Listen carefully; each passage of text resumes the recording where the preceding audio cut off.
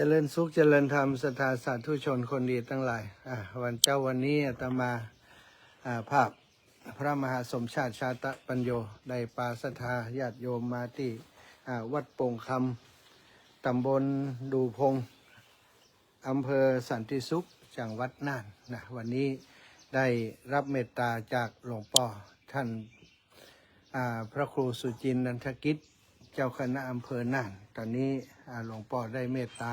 วันนี้บ่ได้บิณฑบาตนะ1 วันของการเดินทุดงค์วันนี้ได้บิณฑบาตหลวงพ่อเมตตาดูแลเรื่องกาแฟและอาหารเจ้ากับอาตมาภาพและก็ตะวานี้เนาะได้ลัก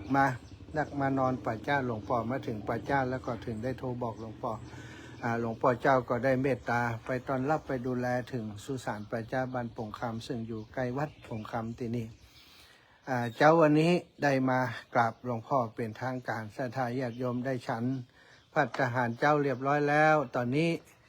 ความจริงมีเรื่องราวที่จะสนทนากับหลวงพ่อนักแต่ว่าหลวงพ่อเปิ่นก็มีกิจกรรมที่จะทำระหว่างวันนี้หลายอย่างก็เลยคงจะสัมภาษณ์เพียงเล็กน้อยเรื่องการบริหารจัดการการเป็นเจ้าคณะอำเภอแล้วก็มาทำงานด้านสังคมเนาะเครือข่ายสิ่งแวดล้อมเครือข่ายเกี่ยวกับการส่งเสริมอาชีพโครงการหลวงต่างๆอยู่ในวัดโป่งคำนิโมดนะบริหารจัดการมีการประชุมแทบทุกวันในทีมงานของหลวงพ่องานนี้ก็ยังทำอยู่งานที่ช่วยเหลือกับเครือข่ายพัฒนาพระสงฆ์และพัฒนาภาคเหนือหลวงพ่อก็ถือว่าเป็นลักคือกับ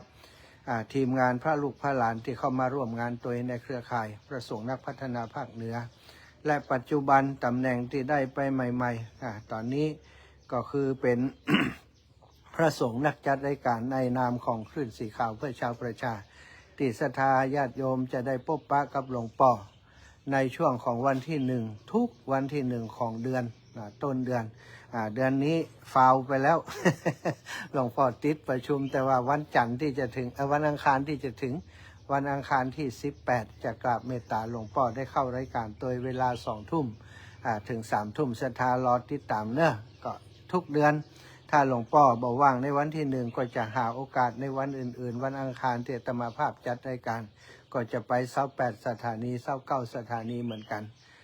วันนี้ได้มาพบปะกับหลวงพ่อแล้วก็ได้จะขอกราบในเมตตาหลวงพ่อเกี่ยวกับงานหน้างานในปัจจุบันนี้เนี่ยอย่างพ่องจ้าอิฐบ่อิฐอย่างใดเนาะแล้วก็งานของเครือข่ายพระสงฆ์พัฒนาภาคเหนือทิศทางการทำงานเป็นจะได้พ่องณปัจจุบันเนาะกราบถวายความเคารพกับหลวงพ่อครับกับถวายความเคารพท่านนันทอาจารย์มหาสมชาติ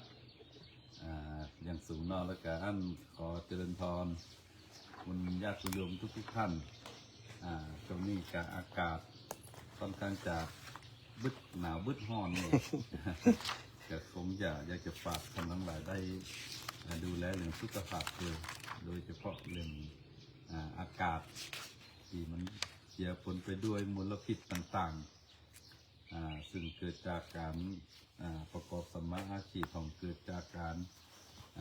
ขาดสติสตังกันไปจุดไปเผาก็เป็นเป็นเนี่ยเป็นควันเป็นหมอกเป็นควันเนาะจะมีผลกระทบต่อสุขภาพร่างกายเหมือนกันวันนี้ท่านพระคุณท่านพระอาจารย์มหาสมชาติเป็นได้มาแวะที่วัดก็ดีนะเพราะว่าท่านเปิดนั่นได้มาจำวัดอยู่ในป่าจ้าข้างๆวัดเนี่ยใจจะบ่ไข่ขึ้นเป็นจำวัดที่ท่านจะไข่มาจำวัดตีพุทธิเปิ่นบอกว่าเปิ่นได้ตั้งอกตั้งใจจะไปจำวัดตามป่าจ้าแต่ละตีแต่ละแห่งตีได้ทุดงไปถึงนี่นะอันนี้ก็ต้องขออนุโมทนากับพระคุณท่านเพราะว่าพระคุณท่านเป็นคนมีความตั้งใจที่จะได้ประพฤติปฏิบัติตนเนาะนี่เป็นตัวอย่างนี่เป็นต้นแบบนี่เป็นเยี่ยมเป็นอย่างกับพระสงฆ์องค์เน้นรุ่นใหม่ๆที่สำคัญก็คือจะเป็นกำลังอกกำลังใจให้กับคุณจากคุณโยมตั้งหลายที่น่านตรงนี้กับอากาศนอกจากอากาศร้อนแล้วก็ที่วัดตรงนี้กับมันก็เป็นปกติของวัดคืออาตมามีความตั้งใจว่าความทุกข์ของชาวบ้านก็คือความทุกข์ของพระนี่หมายความว่า ปัญหาของเจ้าบ้านก็เหมือนกับปัญหาของพระเฮาเหมือนกันเนาะก็เลยมีกิจกรรมเขากับปรับไปตามบรรยากาศที่มันเป็นที่มันเปลี่ยนแปลงไปเนาะทีนี้เองกะตอนนี้ในส่วนของการส่งเสริมและพัฒนารักสมมาชีพคือกับพ่อแม่พี่น้องในชุมชนละแวกวัดที่เป็นเครือข่ายของ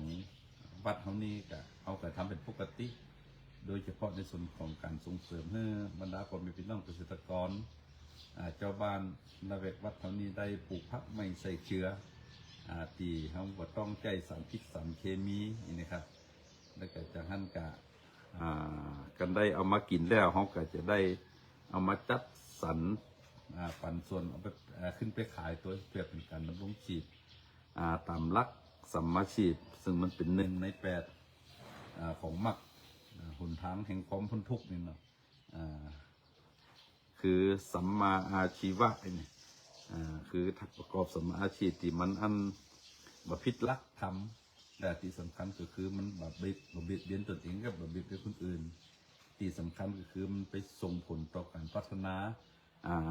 เศรษฐกิจฐานรากของ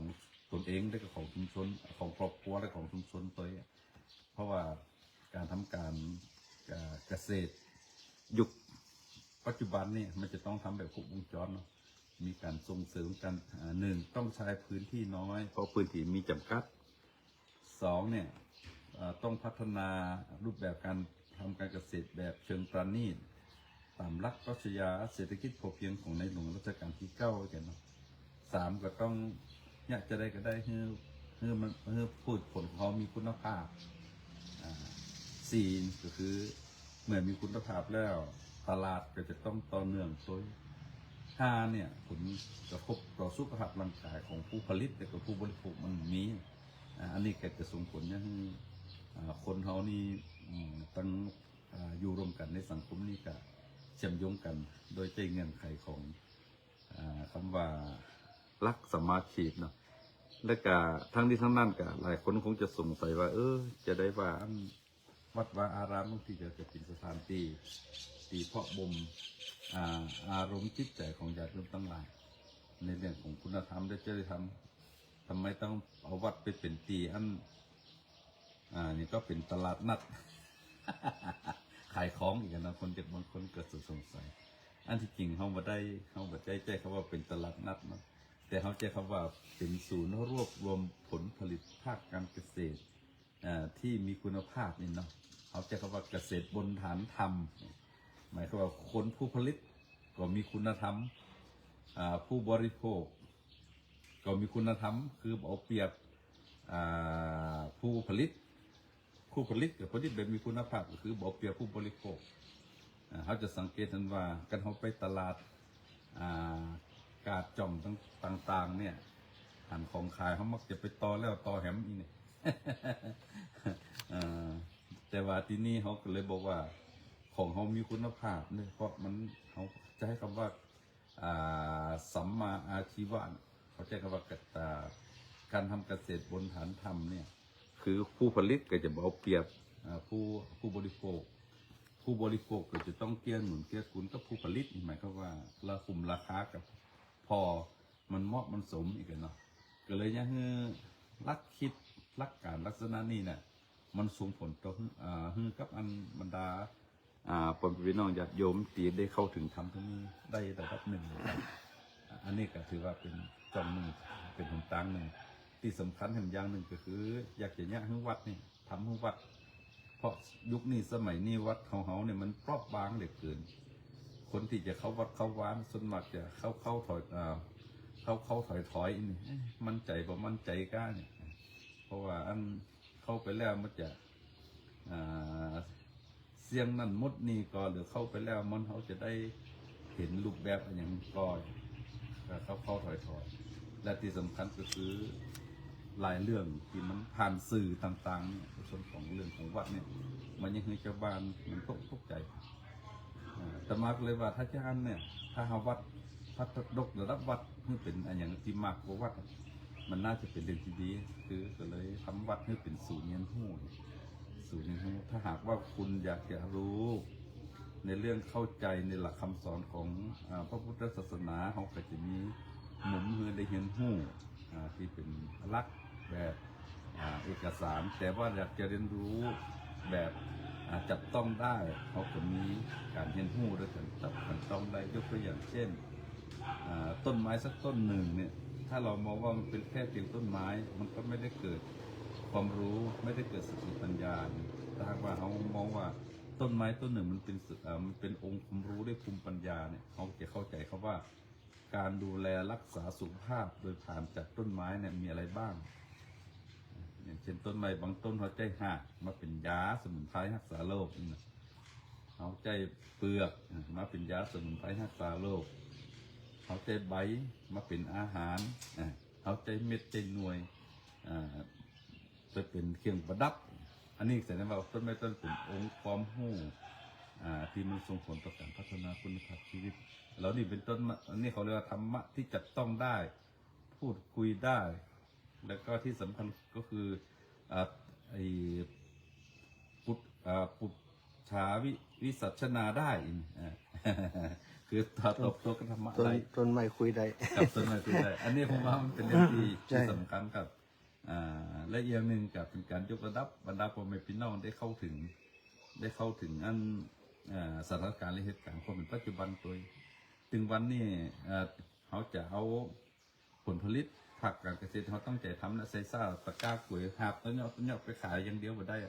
เดี๋ยวนี้จะต้องเห็นพวกการขายผ่านสื่อที่เป็นสื่อเทคโนโลยีที่มันตั้งสมัยลูกหลานเขาเองครับอันนี้เป็นต้นครับนี่ก็งานที่หลวงปู่ทำเนาะจริงๆแล้วก็ การปฏิบัติธรรมมันจะจำเป็นต้องแค่ไปหนังภาวนายุบหนอพองหนอ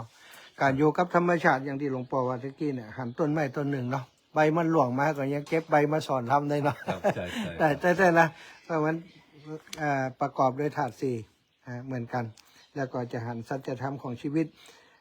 การเห็นหู้กับธรรมชาติสิ่งแวดล้อมเนี่ยพุทธเจ้าก็จึงบอกว่าอยู่ต้นไม้อยู่โคนต้นไม้อยู่ในป่าเพราะสิ่งเหล่านี้มันคือธรรมะตรงกับเฮาเนาะหลวงพ่อเนาะคือธรรมะตรงและที่สำคัญที่หลวงพ่ออุตเกต้นไม้แต่ละต้นเนี่ย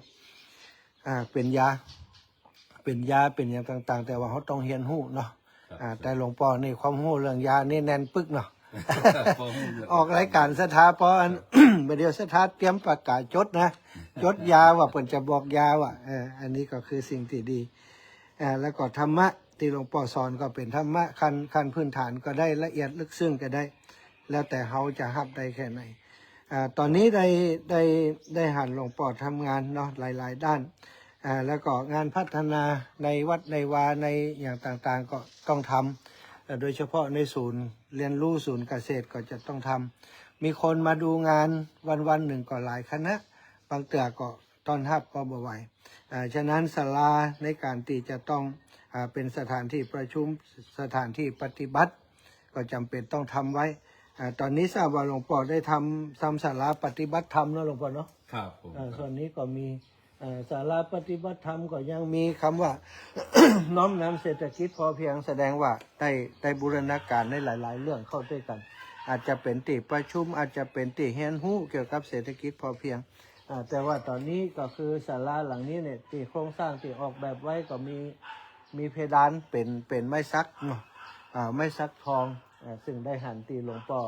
ได้ขึ้นไปว่าอันร่วมเป็นเจ้าภาพปูจาไม้ซักทองเพื่อติดฝ้าเพดานศาลาปฏิบัติธรรมน้อมนำเศรษฐกิจพอเพียงวัดโป่งคำตอนนี้นี่มีสั่งไม้มาแล้วเนาะหลวงพ่อเนาะ3,200 แผ่นครับ 3,200 แผ่นสั่งมาแล้วแต่ว่าปัจจัยยังบ่ได้จ่ายเปิ่นหมดเนื่องจากว่าก็ราคาก็พอสมควรเนาะสถาตอนนี้หลวงพ่อก็ให้ศรัทธาได้รวมสมทบแผ่นหนึ่ง100 บาทเนาะแผ่นหนึ่งนี้ได้ก็พอ100 บาทนี่ราคา100 บาทนะครับพอดีเลยกะครับโอ้จับพอดี100 บาทเนาะวันนี้ก็ได้มาหารตึ้งมาได้ศรัทธาถ้าเป็นป่าก็หุบเหยื่อเนาะอันนี้หุบบุญเลยนะ ได้เป็นเจ้าภาพเขาหลวงพ่ออันไป10 แผ่นถือว่าเป็นเจ้าภาพในนามครอบครัวขึ้นสีขาวเนอะ อาตมาสอดตังบัดจ่างบัดเดียวนี้นะก็คือบัดได้มีอาชีพอย่างซากอย่าง แต่ว่าศรัทธาญาติโยมได้ให้หอมสมทบมาในโครงการธรรมยตราเพื่อการศึกษาในช่วงเดินธุดงค์นี้ตัวก็มีปัจจัยติดกระเป๋ามณีพันกว่าบาทก็ได้ขอปูจาหลวงพ่อได้10 แผ่นอยู่ศรัทธาฉะนั้นศรัทธาญาติโยมท่านทั้งหลายใครสนใจอยากจะร่วมบุญนะครับหลวงพ่อเดี๋ยวขออนุญาตหลวงพ่อได้อู้ถึงเรื่องนี้สักหน่อยแล้วก็สามารถติดต่อมาที่อาตมาก็ได้เดี๋ยวหลวงพ่อจะบอกเบอร์เลขที่บัญชีหลวงพ่อตัวศรัทธาญาติโยมสามารถโอนมาที่หลวงพ่อแล้วก็ถ้าจะให้อาตมารับทราบหรือว่าประกาศให้ก็ส่งสลิปไปหาอาตมาจิมเนาะก็กับเมตตาหลวงพ่อได้อู้ถึงศาลาหลังนี้กำครับสร้างอย่างใดเป็นอย่างใดมาครับถวายความเคารพครับ ถวายคงเคารพ ขั้นหนึ่งนะครับแล้วก็ขอเจริญพรคุณญาติโยมทั้งหลาย อันที่จริงแล้วศาลาเนี่ยที่สร้างมานี่ตั้งด้วยความตั้งใจแล้วเมื่อก่อนที่ผ่านมาเขาได้อันตอนที่เริ่มใหม่ๆในการพัฒนาและฟื้นฟูทรัพยากรธรรมชาติและสิ่งแวดล้อมเนี่ยโดยเฉพาะเขาก็เน้นว่าเขาจะประชุมปรึกษาหารือกันในส่วนใหญ่คนมาศึกษาดูงานของเจ้าพื้นก็ไม่ปืนต้นไม้มันก็ลมเย็นดีครับแต่ว่าช่วงก่อนนั่นแบบคนหูจักน้อยเนาะ น้อยคนก็มากันกับมานักกลุ่มหนึ่งกับ5 คน10 คนกับนานๆมาเหมือนมาเหตุเตือนหนึ่งกันแต่พอดีระยะหลังมาเมื่อเขาทำกิจกรรมนี้มันส่งผลต่อการพัฒนาและกระฟื้นฟูทรัพยากรธรรมชาติและสิ่งแวดล้อมบ่ใจมาทั้งอันน้ำดินและกับป่าไม้ตลอดจนถึงอันเรื่องการพัฒนาเด็กเยาวชนและกับการพัฒนาคุณภาพชีวิตของบรรดาพ่อแม่พี่น้องตั้งหลายตัวเนี่ยเมื่อรุ่นมามันก็เลยมีข้อจำกัดคนมาเนี่ยมันก็บ่มีที่พักเลยนะครับบ่มีที่นั่งอู้จาปาใส่กันก็เลยมานั่งนำเรียกไปทางว่าเขามีศาลาสักหลังนึงซึ่งสามารถบรรจุคนได้สัก500 หรือ1,000 คนเนี่ยมันก็จะเหมาะเพราะว่าจะเหมาะกับยุคที่เขายุคสมัยที่เปิ่นได้มาแวะเวียนหน้าเขาบ่อยๆก็เลยนำริสร้างศาลาขึ้นหลังหนึ่งก็คือมีความกว้างอยู่เสา2 เมตรแล้วก็ความยาวก็36 เมตรเนาะศาลาหลังนี้ก็เขาก็จะสร้างมันกลมกลืนกับสภาพบริบทของวัดเพราะวัดเขานี้เขาเน้นต้นไม้เป็นหลักนะครับผมแล้วก็พอดีอันตอนนี้สร้างได้ไปแต่ด้านหนึ่งละโครงสร้างเนาะโครงสร้างมุ้งเรียบร้อยสร้างมุ้งเรียบร้อยได้ผนังกระกอแล้วแต่ว่ามันยังขาดในส่วนของอันฝ้าเพดานถ้าบ่ใส่ฝ้าเพดานมันซ้ำห้องใจห้องแต่ว่าอันก็เลยใส่ฝ้าเพดานตอนนี้ฝ้าเพดานเขาก็ใจว่าเขาอยู่ในป่าในดงเนี่ยเขาใจไม้เอาใจไม่ซักมาเป็นฝ้าเพดานก็จะดีนั่นเนาะใจก็เลยไปปรึกษาหารือกันเพิ่นทางคณะศรัทธาจะโยมตั้งช่างเพิ่นก็บอกว่าเขาจะใจไม่ขนาด4 นิ้วและก็ยาวประมาณ3 เมตร 10เนี่ย3 เมตร 10แล้วหนากับประมาณรู้สึกจะ10 มิลแล้วก็อันเอามาเป็นอันไม่ฝ้าเพดานก็เลยไปถามทางโรงงานเพิ่นบอกว่าอันจะเอาพระอาจารย์จะถ้าเกิดสั่งคำนวณแล้วจะใจไหมอยู่ประมาณ 3,200 แผ่นกับอันทางโรงงานเพิ่นกับอันคิดแผ่นละ100 บาทคิดแผ่นละ100 บาทแล้วก็เลยอันบอกบุญกับคุณญาติโยมทั้งหลายไผ่แวะเวียนเกียนกายมาไผ่หูจักมักคุ้นเพื่อจะก่อเกิดประโยชน์ในการพัฒนาคุณภาพชีวิตตลอดถึงการปลูกฝังอบรมบ่มนิสัยถ้าหากว่าเขาใส่เพดานเสร็จสับเรียบร้อยแล้วศาลานี้มันจะเกื้อกูลอุดหนุนจิตอุดหนุนใจให้กับบรรดาพ่อแม่พี่น้องทั้งหลายได้เข้าถึงทำได้นะเขาถึงแจ้งคำว่าศาลาปฏิบัติธรรมน้อมนำเศรษฐกิจพอเพียงมันก็ฟังอยู่จื่อศาลาแล้วก็จะเน้นเรื่องการพัฒนาการบูรณาการเรื่องการพัฒนาคุณภาพชีวิตเขาก็ได้เน้นการพัฒนาคำว่าการมานั่งยุบหนอพองหนออย่างเดียวนี่เนาะเรามีการสนทนาปราบในการญาติบรรดาพ่อแม่พี่น้องญาติโยมท่านใดที่ได้รับฟังนี่และก็อยากจะรวมทำบุญคนละเล็กคนละน้อยเนาะก็สามารถที่จะแจ้งความจำนงเป็นเจ้าภาพไม่ ที่จะมาทำฝ้าเพดานศาลาปฏิบัติธรรมน้อมนำเศรษฐกิจพอเพียงวัดคงคำอำเภอสันติสุขจังหวัดน่านก็สามารถที่จะท่านสามารถที่จะสามารถที่จะบริจาคผ่านบัญชีเลขที่ 6950136 แล้วก็69ชื่อบัญชีวัดคงคำธนาคารกรุงไทยสาขาน่านเนาะอันนี้ท่านก็สามารถแจ้งความจำนงได้และก็เมื่อท่านโอนแล้วก็เข้ามาแล้วก็แจ้งส่งสลิปมาตามนี่ก็ได้เนาะหมายเลขโทรศัพท์แต่มาภาพ0817501484อันนี้เป็นID Line ของของอาตมาตัวเองก็สามารถที่จะส่งสลิปมาตรงนี้ได้หรือว่าบริจาคผ่านท่านพระอาจารย์พระมหาสมชาติก็ได้เพราะว่าเพิ่นบอกว่ายินดีที่จะเป็นสะพานบุญให้กับคุณญาติโยมทั้งหลายเนาะอันนี้ก็คงจะเจริญพรบอกเราทิปบอกบุญผ่านให้กับคุณญาติโยมทั้งหลายเพื่อจะได้มารวมกันคนละเล็กคนละน้อยคนละไม้คนละมือวันนี้วันหน้าวันตาหากว่าผ่านมาตั้งเมืองน่านจะแวะเวียนมาแอวมาเยี่ยมมาพักมาผ่อนที่วัดคงคำเอานี่ก็จะมาพักก่อนยินดีเดี๋ยวจะปาสถาญาติโยมขึ้นสีขาวมาแสวงบุญเมืองน่านจะมาพักในสักคืนป่ะได้เลยครับครับคงหลังจากกันกลับไปแล้วเนาะครับ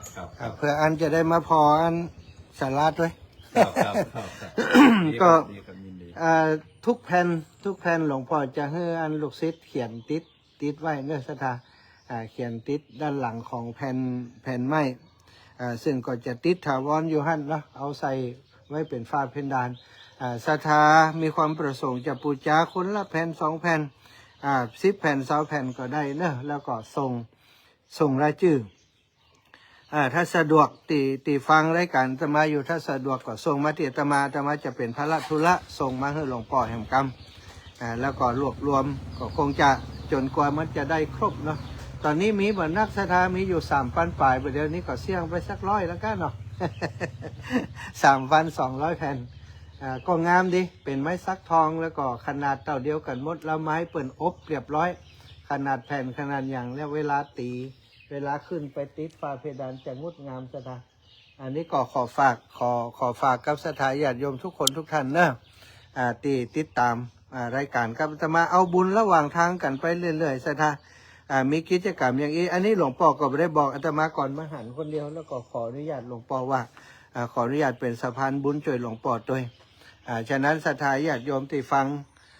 ดูตังไลฟ์สดนี้จะทักข้อความมาตังไลฟ์สดนี้ก็ได้ หรือว่าจะทักข้อความมาส่วนตัวของอาตมาตังไลน์ตังเฟซบุ๊กได้หมดแล้วก็จะรวบรวมถ้าปัจจัยถ้าได้เนาะก่อนไ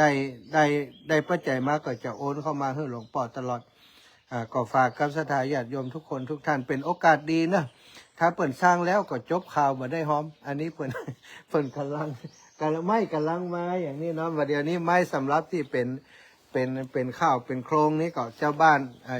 เปิ่นบอกว่าอันนี้บ่เอาละเจ้าบ้านเปิ่นบริจาคไม้มาเปิ่นก็จะปากันทำกันเองอันนี้ก็พอเพียงด้วยนะศรัทธา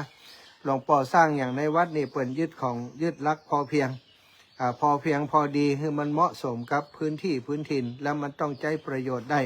อันนี้คือสิ่งที่หลวงพ่อเปิ่นเน้นบ่ได้ทำเพื่อจะเกิดความฟุ่มเฟือยหรือว่าไปอวดไปแข่งขันกับไผนะอันนี้สร้างให้มันใจประโยชน์ได้จริงๆศรัทธาถ้ามาตีวัดโป่งคำจะหันเองเนาะอาตมานี้ก็ตั้งใจไว้เลยว่าจะปาศรัทธามาแอวเมืองน่านต้องอยู่สักคืน2 คืนเนอะถ้ามาวันเดียวกลับนี่บ่ม่วนเพราะมันไกล แล้วก็มันมีตีท่องเที่ยวหลายตีโดยเฉพาะวัดโป่งคำศรัทธามานี่รับรองเลยว่ามีความสุขกับการได้มาดูสถานที่ดูกิจกรรมที่หลวงพ่อเปิ่นทำที่นี่พัฒนาทำมาเมื่อนานและศรัทธาปัจจุบันนี้หลายสิ่งหลายอย่างก็เข้าตังโดยเฉพาะถ้าได้ศาลาแห่งกรรมก็ถือว่าเข้าตัง เวลาประชุมกันกลุ่มใหญ่ๆ500 คนขึ้นไปนี่หลวงพ่อบอกสบายมาก500 ถึง 1,000เนาะหลวงพ่อเนาะ ครับ เนาะก็ฝากกับศรัทธาญาติโยมเนอะตอนนี้ได้รบกวนเวลาหลวงพ่อพอสมควรแล้วก็ขอให้หลวงพ่อได้เมตตาให้ศีลให้พรกับคนเดินทุดงค์โดยกับศรัทธาญาติโยมที่จะให้จะหอมด้วยกราบถวายความเคารพคำให้พรสักหน่อยครับ ท้ายที่สุดท้ายจะต้องขออนุโมทนากับท่านพระอาจารย์มหาสมชาติที่ได้เดินทุดงค์มาแล้วก็มาแวะมาเวียนได้มาสนทนาธรรมกันณที่วัดโพธิ์กันนี่ก็ขอเจริญพรขอบคุณกับคุณญาติคุณโยมท่านผู้ฟังทั้งหลายตัวเองบุญใดกุศลใดที่มหาทั้งหลายได้ทำมาแล้วและก็จะทำต่อไปนะขอให้บุญนั่นกุศลนั่นจุมรวมกันเป็นตบะเป็นเดชะเป็นพลบาปัจจัยมาคุ้มครองปกปักรักษาหมู่เฮาทั้งหลายให้เย็นเป็นสุขภาพร่างกายแข็งแรงคิดสิ่งหนึ่งประการใดเป็นสิ่งที่ดีงามถูกต้องสอดคล้องกับขนบธรรมเนียมประเพณีของเราก็ขอสิ่งนั้นจงมาเกิดขึ้นในจิตในใจของหมู่เฮาทั้งหลายขอหมู่เฮาทั้งหลายนะให้เย็นเป็นสุขปราศจากทุกข์ปราศจากโศกปราศจากโลกปราศจากภัยทุกท่านทุกคนจงเอาพระพุทธเป็นผู้นำเอาพระธรรมเป็นที่พึ่งเอาพระสงฆ์เป็นที่ปรึกษาหารู้เมื่อเกิดปัญหาแล้วเราก็จะได้หันตั้งออกของปัญหาอย่างเหมาะอย่างดีอย่างงามขอท่านทั้งหลายจงประกอบไปด้วยอายุวันนะสุขภาระปฏิภาณธนสารสมบัติด้วยกันทุกท่านทุกคนเถิด สาธุลาศรัทธาด้วยพรหลวงพ่อและ